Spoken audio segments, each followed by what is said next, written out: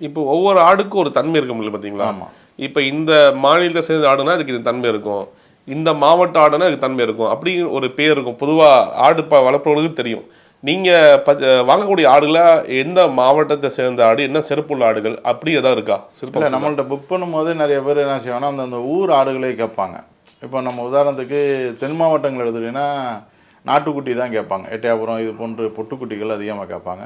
சென்னை உள்ளிட்ட மாவட்டங்களில் பூராமே மயிலம்பாடி குட்டி தான் அதிகமாக போகும். சேலம், இந்த கரூர், பள்ளப்பட்டி இந்த ஏரியாவில் பூரா மேச்சேரின்னு ஒரு ஆடு இருக்குது. அந்த ஆடுகள் தான் அதிகமாக அவங்க என்ன கேட்குறாங்களோ 99% அதை கொடுத்துருவோம். அதே மாதிரி அந்த அந்த ஊர்க்குட்டியே வாங்கி வளர்த்தே நம்ம கொடுத்துருவோம். இப்போ 1 கிலோ ஆட்டுக்கறி பார்த்தீங்கன்னா, இன்னைக்கு ரூ. 9,000 வந்துருச்சு கிட்டத்தட்ட. சென்னை நகரில் பார்த்தீங்கன்னா 1000 எட்டுருச்சு சில இடங்கள்ல இல்லையா? ஆனா அத ரூ. 9,000க்கு ஒரு 20 கிலோ ஆடு கொடுக்க முடியும்னா, அது எப்படி சாத்தியம்? எப்படி சமாளிக்கிறீங்க? அது எப்படி உங்களுக்கு லாபத்துல வருது? இல்லை, 9,000னா 8,000 தான் நம்ம போட்டோம். 8,000க்கு 30 கிலோ கிடா. அந்த லேட்டாக போகும்போது நெருக்க வீட்டில் வரும்போது தான் நம்ம என்ன செய்கிறோம்னா, அந்த கால அவகாசம் முடியறதுக்கு முன்னாடி நம்ம கட்டினோம்னா 8,000 தான் வாங்குகிறோம். அதுக்கப்புறம் தான் 9,000 ஆக்குறோம்.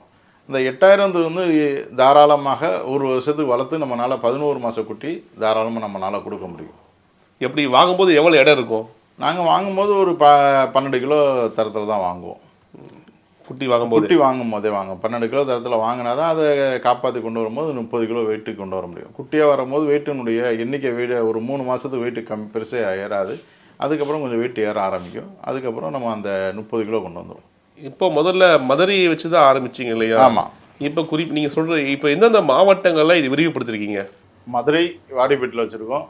2வது திருப்பூரில் வச்சுருக்குறோம். 3வது வந்து நம்ம சென்னை புழல் ஏரியாவில் வச்சுருக்குறோம்.